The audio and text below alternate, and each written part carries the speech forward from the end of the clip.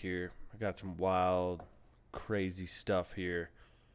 Probably see this already. I'm gonna pull this full screen. So we're talking smart dust here. I got a lot of things. I got smart dust, geoengineering, chemtrails. Are they related? Maybe. What else we got? I was gonna talk about the Denver airports a little bit. Get into some of what the hell that means.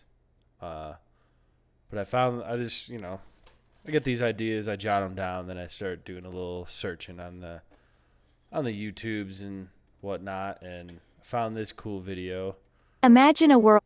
So this is basically explaining what smart dust is, and that it is a real thing. Where This is a 4-year-old video, by the way. wireless devices are as small as a grain of salt.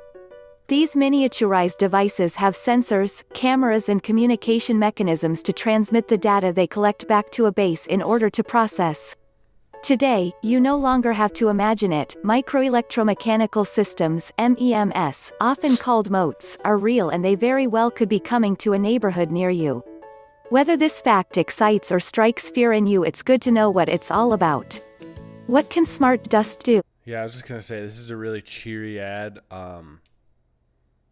But whether it let's just listen to that again. Let's just read that. Okay, whether this fact excites or strikes fear in you, highlighting strikes fear. It's gonna know what it's all about. Strikes fear in you, it's good to know what it's all about. What can smart dust do? Yo, Outfitted with mini what? sensors, MEMS can detect everything from light to vibrations to temperature. With an incredible amount of power packed into its small size, MEMS combines sensing, an autonomous power supply, computing, and wireless communication in a space that is typically only a few millimeters in volume. With such a small size, these devices can stay suspended in an environment just like a particle of dust. They can 3D printing on the microscale since the components So, remember that fog moving through the area, leaving little like residue on things? that make up these devices are 3D printed That's all I'm gonna say. And they can 3D. as one piece on a commercially available 3D printer. An incredible amount of complexity can be handled, and some previous manufacturing barriers that restricted how small you can make things were overcome. The optical lenses that are created for these miniaturized sensors can achieve the finest quality images. Practical applications of smart dust. The potential of smart dust to collect information about any environment in incredible detail could impact So, just a way better way to spy on you. Pretty much. plenty of things in a variety of industries, from safety to compliance to productivity. To compliance. Yo. Compliance and productivity?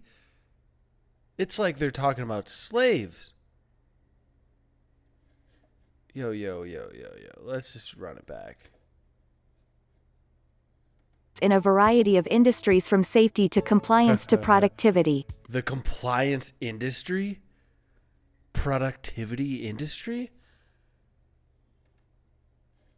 That sounds like slavery.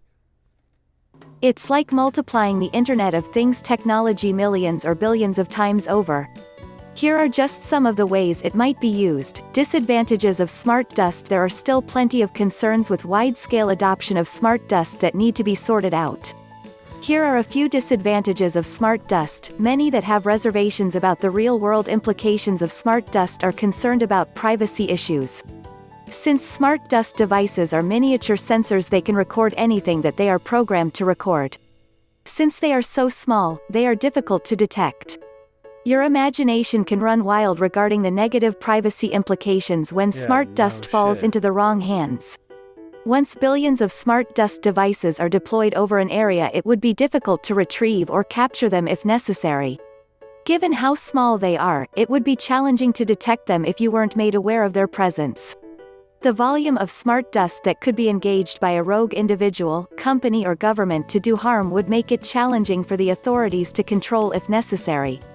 As with any new technology, the cost to implement a smart dust system that includes the satellites and other elements required for full implementation is high. Until costs come down, it will be technology out of reach for many. As if they can't just print their own money. So,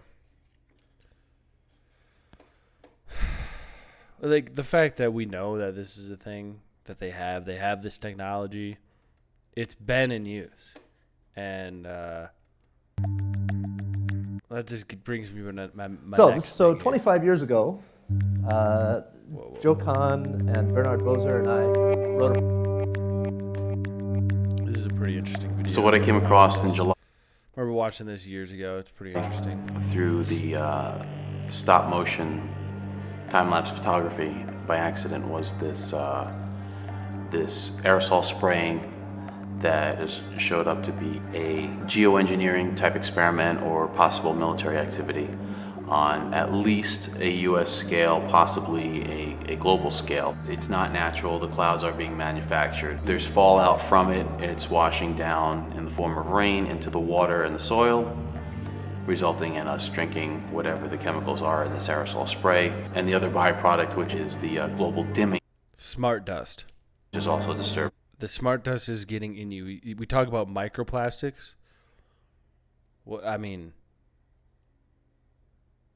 if they can make these microscopic smart dust computers, they're hitting us. They're absolutely hitting us with smart dust to get it in our bodies, in everything's body.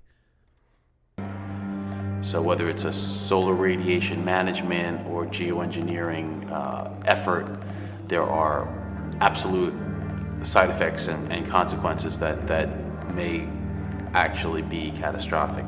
An increasing amount of days saw these patterns occurring in the skies overhead and a subsequent diminishment of my solar uptake. And it increased with every year. So about 2004 is when I really started my investigation as to what could be happening in the skies above, because it was too inconsistent. One day would be a grid pattern, and another day would be virtually nothing, with very similar atmospheric conditions. I've been studying meteorology since the late 90s as well. So clearly there was something happening, and it took no time at all to come to the geoengineering issue and a mountain of data. I researched the subject of geoengineering, which seemed to describe exactly what I was seeing in the skies above, which was solar obscuration. That's the primary goal of SAG, stratospheric aerosol geoengineering, and SRM, solar radiation management. The primary goal of these patents, like stratospheric Wells-Box seeding for reduction of global warming, is a primary patent, and the stated goal is to block the sun. And quite clearly that's what was happening with my solar PV system. So seeing the first ingredient in that patent is aluminum, I began to do rain tests. First test was 7 parts per billion, which according to a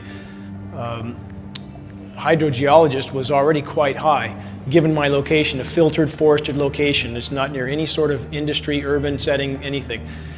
Subsequent tests over the next 5 years escalated as much as 3,450 parts per billion of aluminum in a single rain test. So if you have virtually every dot connecting, and we know these materials aren't coming from China, that's the first thing many people state, but California Air Quality Resources Board has done studies on the aerosols from China, and aluminum simply is not amongst them. Metals don't float across oceans with the exception of mercury. Global dimming is a term most are not familiar with, and the latest figures show fully 20% of the sun's direct rays that reached the planet several decades ago no longer do. I mean, this is the biggest elephant in the room, absolutely the biggest in the room. And I believe that if it could be brought to a level where there was enough cover for all the science. Now, this is something no one wants to talk about. You know what I mean?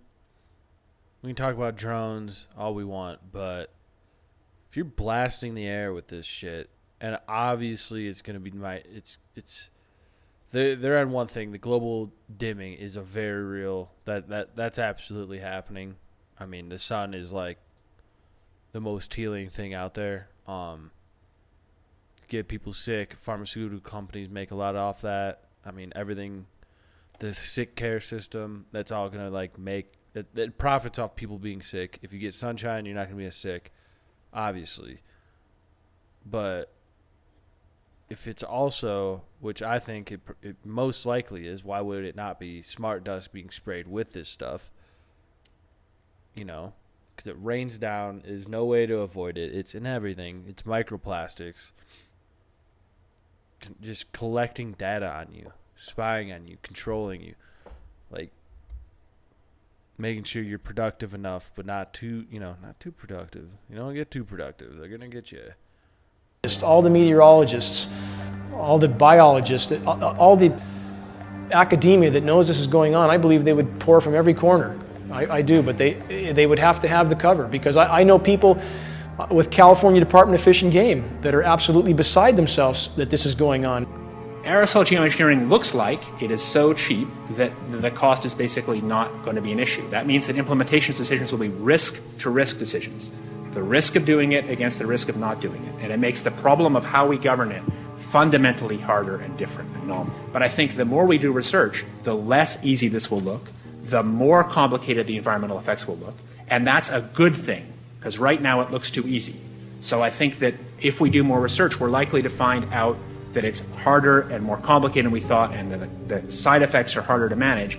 Of course, the opposite reaction is possible. I mean, how many skies? It's an empirical question, how people will actually react to knowledge about this. Another reaction is to say, if these crazy scientists are so concerned about putting CO2 in the atmosphere, they want to think about these things, then that might actually mean we should be more serious about the risks of CO2 in the atmosphere.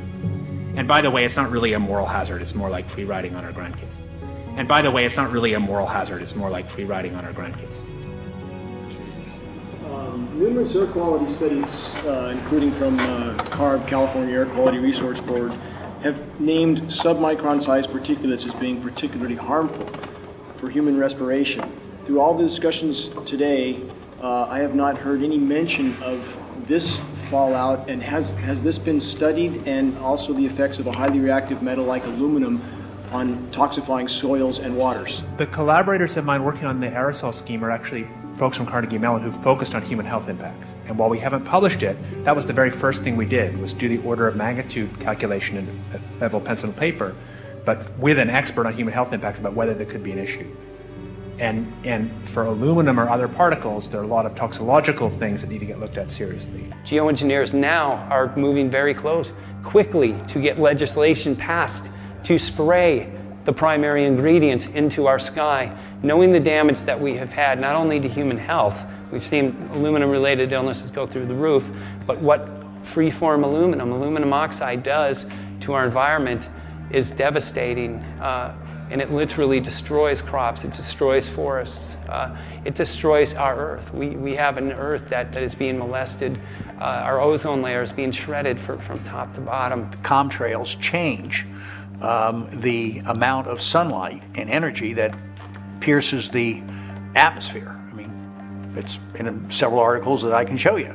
So the phenomena of changing how much sun gets and energy gets into our atmosphere that heats it up is printed every day. It's just printed in such a way as to not say this is a tool for. They do it in a way to confuse you as well. So confusion is a complexity is a tool of control. Using complex lingos, these complex. I mean, this isn't that complex of a graph, but like complex graph, complex terminology, confusion keeps people like, me, I'm not like a scientist. I'm not a biologist.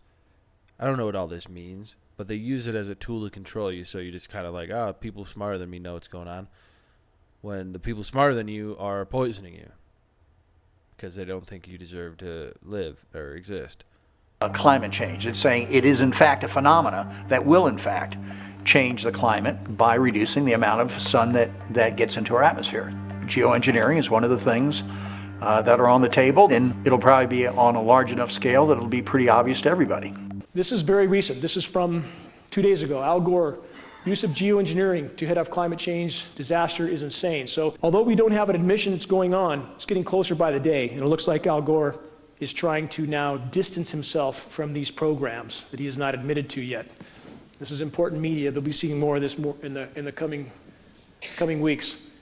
One interior shot there. Again, we can't know from the variants of different planes, the different configurations of spray apparatus. This is an ongoing experiment. There's likely many different configurations. We see aircraft trails that have different color composition. So this is an ongoing experiment of which we are all a part, like it or not. Another interior, high pressure tanks. When this image was posted, the sites that initially posted it, a couple of them were taken down. This image appeared to be tried to be taken off the net as quickly as possible, but too many people downloaded it. It's out there now. More configurations. Obviously, there's a whole lot of planes with a whole lot of tanks doing a whole lot of something. So this kind of footage should not be ignored. Clearly, these are what would appear to be passenger planes, most of them with windows. So there appear to be many different types of aircrafts involved in the spraying activities. And it's becoming more obvious every day. Look at the way the contrails persist and become an entire white blanket over the whole sky. Look at this photograph of the sky. I thought that the clouds looked a little strange, that's why I took some pictures. But then when I saw a plane go through the cloud and leave a void in the cloud that lasted for half an hour or so.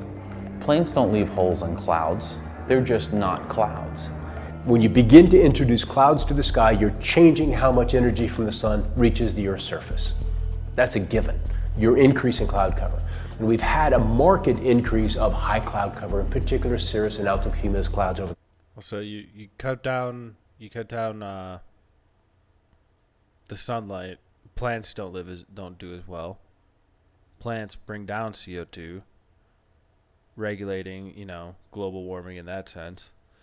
This is, if you're gonna do it in the name of stopping global warming, but you're just gonna change the climate in a different way, you're gonna coat it in a poisonous blanket. I don't think that's the move. That's like a evil scientist kind of a mindset to have of black out the sun, doomsday. Kind of fucked up. The quotient or the ratio between low clouds and high clouds has nearly doubled the number of high clouds. And what you're doing is trapping heat. You're keeping some out, but when it comes to nighttime, you're pulling a blanket over. All right, let's just take a summer afternoon in LA. We have a high cloud bank come in. It won't come in the morning, it'll come in the afternoon. So we get all of that morning sunshine, we get all of that midday sunshine, the clouds come in, the sun begins to set in the west, the clouds thicken up.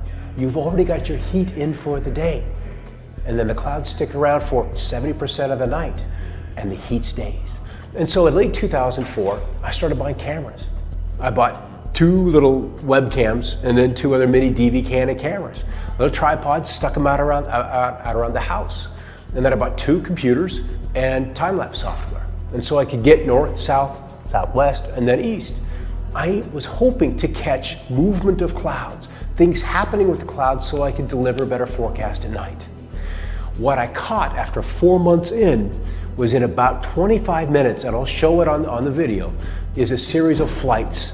And what happened was one plane was coming along, and it was a relatively dry day in April. A plane would come along and only a little bit of the trail would stick. Only a part of it would remain visible. What was curious is that another plane came along and hit precisely the middle of that segment. And I'm like, that's odd. And then another plane came along and hit the end at an angle, not bisecting or perpendicular, but off at an angle. And I thought the light went off. There's something they're doing with geometry. It is establishing and setting up these resonances, these zones, because what I had observed with a time-lapse camera is that the atmosphere had literally been layers. Each 2, 3, 4, 5, 8,000 feet is probably variable from day to day. And the clouds would come up and then literally be chopped off. But that would only happen after a plane had come through. And then the storm would collapse. And you can see it today. You can step out anytime you see thunderstorms beginning to go, the planes will be there. So it all comes back to the sun. The sun is the power source for this solar system. The sun drives the weather. In the fall of 1998, I was asked by my employer, Environment News Service, a worldwide wire service dealing with environmental issues, to have a look at a VHS videotape. When I viewed the tape, I started laughing, frankly. I thought, here's an hour and 10 minutes of shaky video footage of contrails.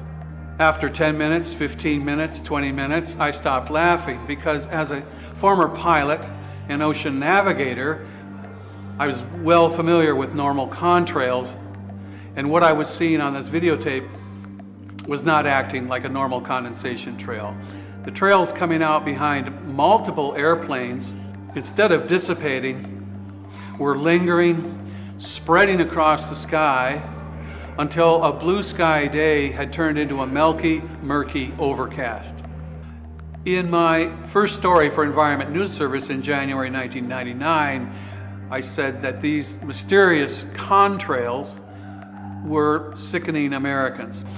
The illness patterns coincided precisely with so-called heavy spray days, particularly on weekends. People would see this gritting, unusual activity, aerial activity in the sky.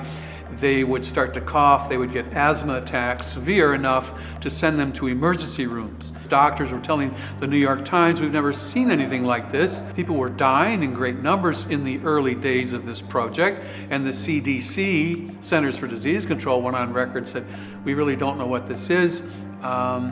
It's not the flu. They called it an epidemic of mortalities. That was their phraseology for this. When is this? This is 98, 99, and 2000, the winter months. This was reported in the United States, Canada. In Peterborough, Ontario, the hospital there had 307 acute asthma admissions in a single day. In Birmingham, England, 8,000 people died in 3 weeks, mostly elderly. It was in all the papers. How is this not ever talked about? You know what I mean? Like, there's reasons for this. And I'm gonna probably say like they a lot, and I'm gonna do a good one of these on who they is. I just mean, you know, the people in control, the people that make these decisions, choose and make the profit off of people being sick, unhealthy, and like the people who benefit from people dying and being weak, easily controlled. BBC, they were using people who benefit from all these side effects. There's people that benefit from blocking out the sun, destroying resources, creating famine, creating drought, creating. I mean, if they're taking away rain, they're adding rain. They can. I'm sure they can change how hurricanes move. You know, they could probably herd hurricanes. Things like this. Like when I say they, I mean like the people who benefit from that, and I'll do a dive on that, really explain it, at least from my point of view. Packing trucks as portable morgues. It was very drastic. All I can say as a journalist is this was coincident to videotape and visual reports of tic-tac-toe patterns and unusual gritting in the sky. They exactly coincided. So very dangerous program. I'm standing on the roof of my building in the Bronx, New York. And as you can see, the entire sky, as far as you can see, it's blanketed with these chemtrails. Stretching all the way over to Manhattan or to New Jersey.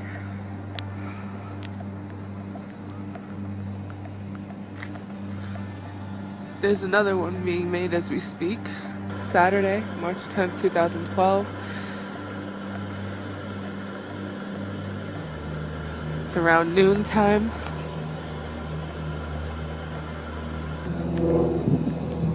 So, I mean, you can see this stuff pretty much every day. If you just go outside and like give yourself an hour around like the afternoon and just like look at this and sky. Look at this. Watch. You can see this chemtrail here. Contrail. It almost looks as if it's falling onto the ground. Yeah. They definitely You are. can see how it's dissipating at the very. But you can see this stuff for yourself. Like, this stuff is just happening. Falling into the river or falling. Like, geoengineers this are isn't proposing crazy spraying people. 10 to 20. This isn't crazy people with just like freaking out. This isn't people with like schizophrenia. This is like These real two, proven shit that's happening. Kinds of geoengineering as clearly as I can.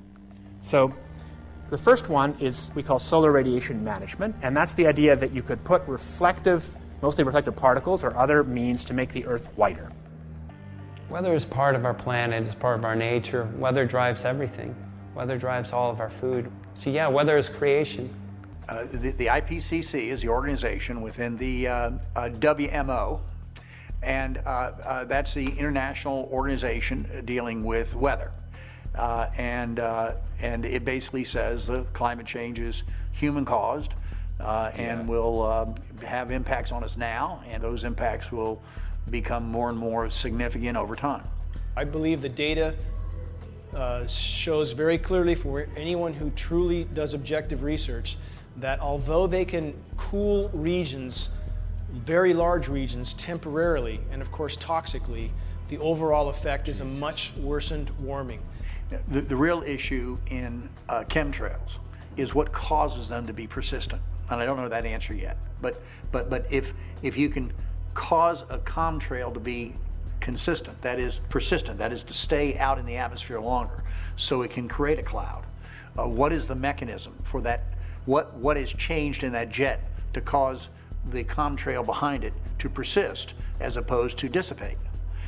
Is that a natural phenomenon because we have more moisture in the air?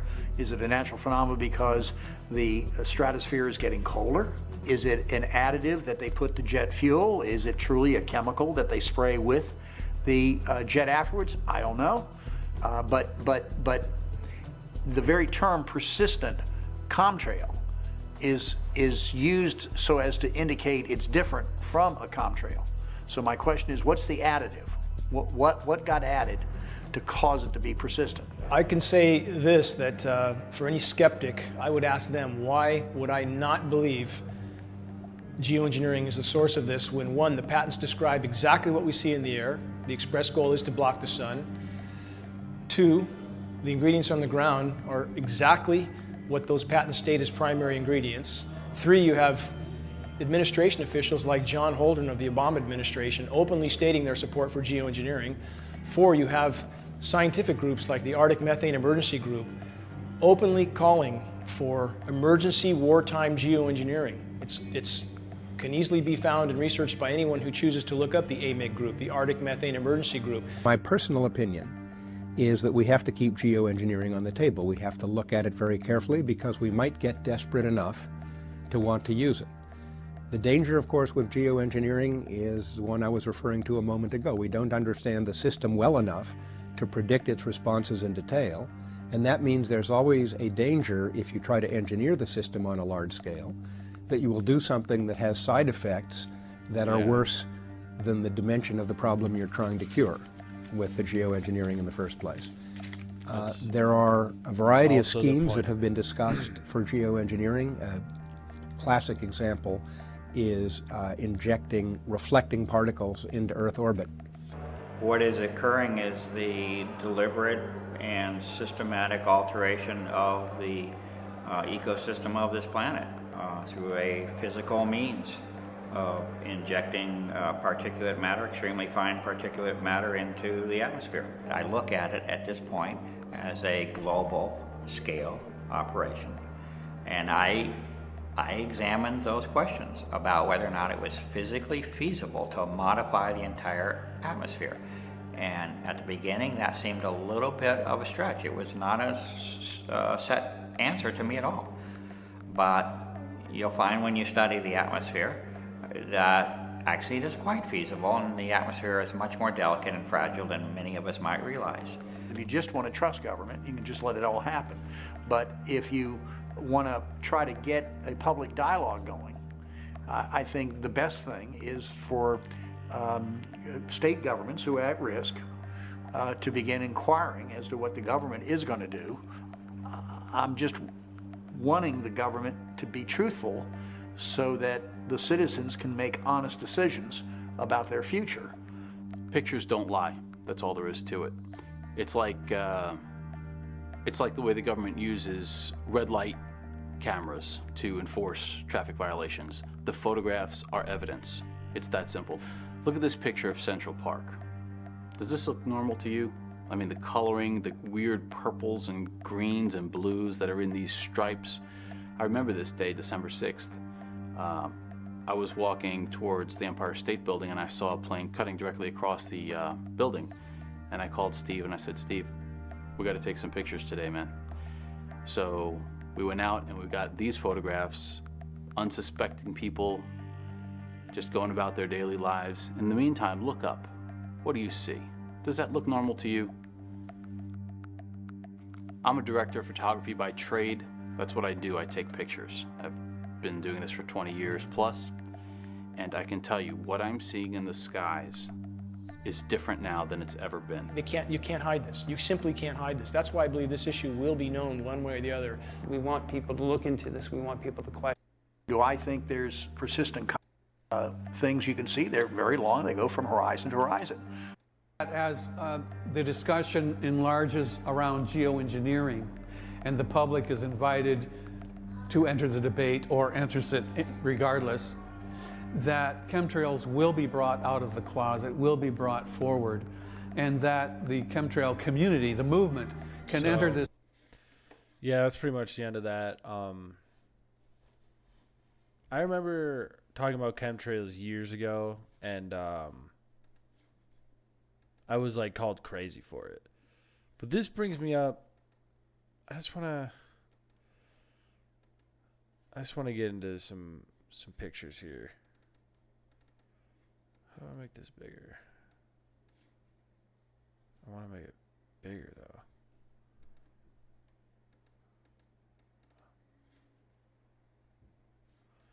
Well, I guess I can't make this bigger, but so let's just look at this for a sec. So we got all these sick, poor people here, dead children. This guy's got a gas mask with this and this like rainbow here. I'd almost, man, maybe I'm just talking about chemtrails, but this looks like a chemtrail. And like when you look at chemtrails too, it has this like iridescence almost. It almost has this like rainbow color to it. Hey, I'm not saying it's that, but the Denver airport's just weird in general. I'm just gonna start moving into that. I'm just gonna get into that because this is a famous mural there. Like this is killing the white dove. Looks like a fucking Nazi uniform. Got the gun. All this. There's a line of sick, crying people. Dead children. Ruins. Like, all of this is just bizarre. What do we got? Another one? Yeah, okay. That's not one of them. But, yeah, this is the full one here.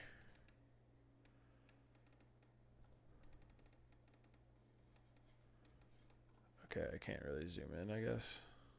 But, anyway, you get a good full picture of this.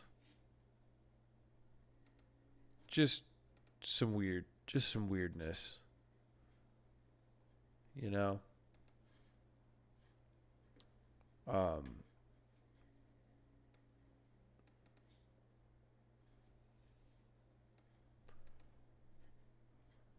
So, yeah. So there's that, right? The mural's weird. It looks kind of like a Nazi, kind of like has a lot of weird symbolism in it. Let's just look at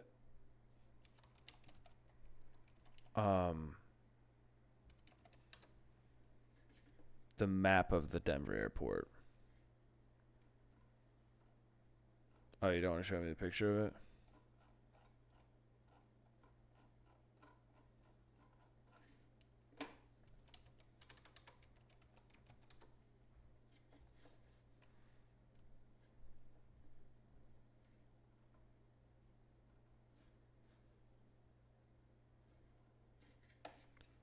Okay. Like, what? Alright then. Okay, Perplexity. You're supposed to be like AI. You're supposed to show me this shit. That's fine. I'm done with it. We're going back.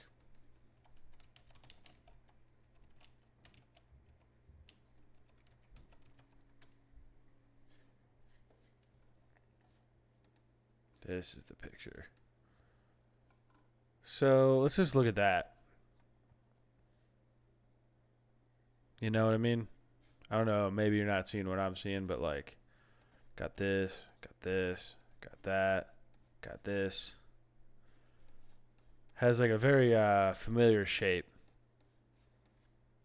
with these lanes here. Coincidence? Maybe. But when you have that, you have the murals. You have the underground tunnels around Denver. And it's something that like the people who like helped build it, they contracted small teams that could only work on small amounts, so no one knew all of it. That's like classic Area 51, like Los Alamos, like it was like compartmentalized. There was like the Manhattan Project, all that shit. But people have like come out and said that there's like many layers down below this, and there's tunnel systems, there's deep underground military bases, and they all connect to each other. There's one in Denver that connects to Cheyenne, connects to Colorado Springs, Nevada, everywhere. And it's a worldwide thing. I'm convinced it's a worldwide thing. It goes under the oceans, it goes under everything. I mean, go back to the Phil Schneider stuff. They haven't just stopped that. They just killed him. You know what I mean? But he came out with all he knew about it, and that was a lot. And you know he didn't have all of it. And to the point of all this, I guess, if I'm going to tie in the smart dust, I'm going to tie in the smart dust, chemtrails, underground bases, the Denver airport murals, all of this coming together. Who benefits from this? You know what I mean? What kind of plan do you think they have? Because in World War II, the Nazis didn't just lose. Like, Germany lost, I guess. The Nazis, we took them. Russia took them. And then we helped most of them escape to Argentina. And the Nuremberg trials, that was like a show trial. That was like 15 people. This was like there's thousands of these bad boys, you know what I'm saying? And I think they just like stopped. They're like, oh, dang, we lost. You got us. We'll come work for you, and you know we'll do good stuff now. Nah, because right around that time, the U.S. wasn't doing too much good anyway.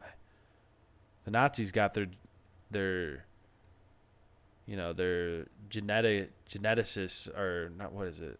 The like breeding program, basically. The idea to sterilize, lesser races, lesser peoples. They got that from the U.S. The U.S. was doing that for decades before the Nazis ever came into power. We were doing camps. I mean, we already have prison camps. That's just the private and public prison systems. You don't think there's other secret ones going on either? I mean, come on. What do you think's happening? Then we got the sick care. I mean, you spray everybody in the free range prison that we're all in, because that's kind of what it is. And I mean, we all have our freedoms to a point. To a point.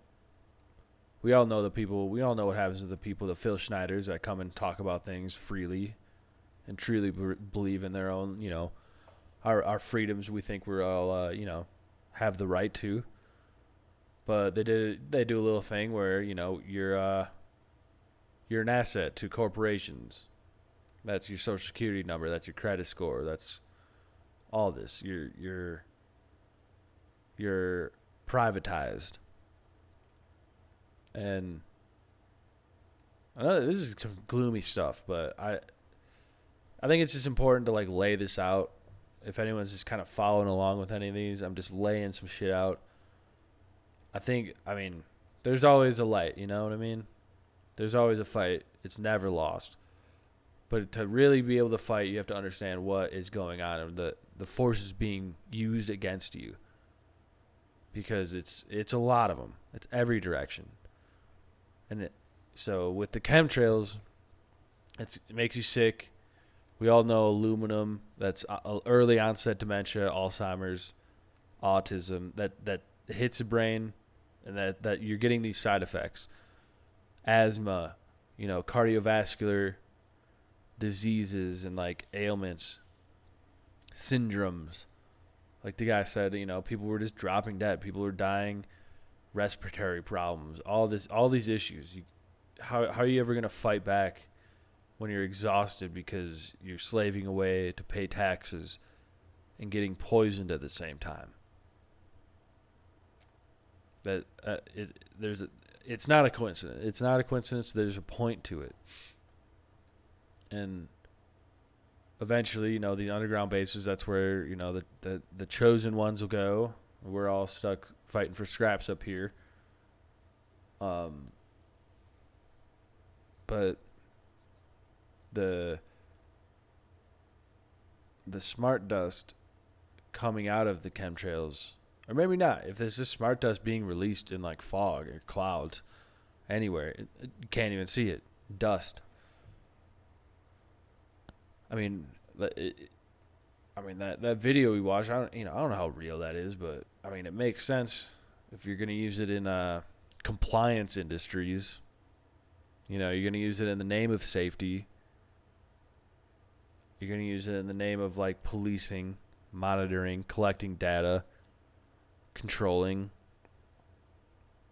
I mean, how even just the idea, this is simple like money idea of if a corporation like Amazon or something can throw smart dust into your home, think of the ads they could blast you with, you know what I mean? They're collecting all this data and showing you things you didn't even know you needed or that you wanted.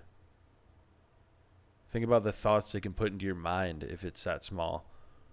Connecting into your neural networks and changing pathways. Changing how you think, how you react. I mean, come on now. And who are they? Well, how do I say this? I like to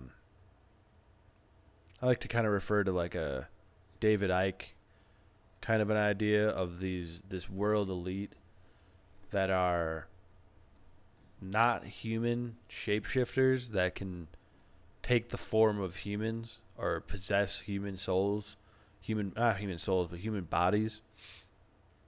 These dark evil forces that take over human bodies that are in places of control.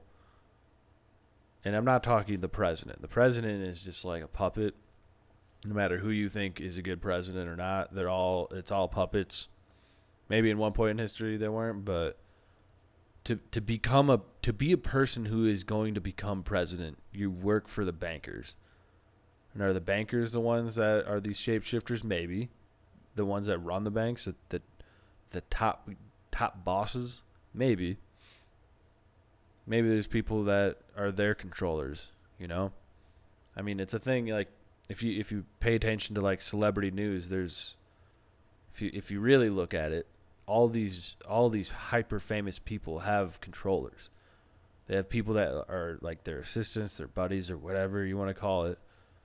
Their cameramen, their assistants, their trainers. They're all people that kind of guide them, control them, and shepherd them in certain ways. Make sure they do certain things. Make sure they don't do other things. Make sure they talk about certain things. Don't talk about other things. This kind of a thing, just to like kind of keep people distracted, keep people. It's like the sleight of hand, And these forces, they can't create anything. I mean, that's biblical. They can't create, they can only destroy and manipulate. So they're gonna put these illusions out there that they're very powerful. They're not actually that powerful. It's only as powerful as you believe they are. Like what I like to, like an idea I like is like if you're being harassed by like a demon or like a poltergeist or the devil, what are aliens, sleep paralysis monsters, shadow figures, whatever they are, if you could have the courage to laugh at them, think of them as sillily, giggle at them, laugh in the face of evil, they have no power over you. Their power is in your fear. If you fear them, you give up your power. If you don't, if you laugh at the silly excuse of a fucking existence they are, then that's where you get your power back. And it's something to remember in those dark nights. Because, believe me, I get those sleep paralysis demons from time to time. And you either you gotta be brave with it, or you gotta just face it and laugh at them.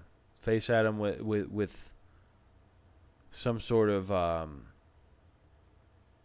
humor. You know what I mean? Make light of it somehow. Because if you don't take these people seriously, if you don't take any of these, like, so the main one, the big one that is hard, it's a tough one, is like take politics seriously. If you take politics seriously and what these fucking scumbags, these puppets and these reptilian fucking lizard people are doing, if you take their little like WWE style fighting and battling seriously, then geez, man, you're letting them control you. You're letting them have the power. If you don't, if you're like, fuck you, you can't, I'm a human being. I'm an adult. I'm a free American. I'm a free person. I am just existing. You these fake laws and these fake bills and this bullshit you're talking about, oh, we need to like go bomb other countries and blah, blah, blah. That's not me. If you identify with it, you don't have to, though. I don't know. I'm just rambling. I'm kind of just going on and on about just what I think they are. And I don't want to like be too dark. I feel like, there's a war against us, and it's on every front. Mind, body, spirit. And you just got to try to fight it. And I'm trying my best, I'm trying to stay solid. I'm trying to throw any wisdom I have out to anyone that's listening or wants to find it. But yeah, just try your best, I guess. Try your best. But I think that's all I got, though, without just rambling more, without really having a point. But yeah, stay safe out there.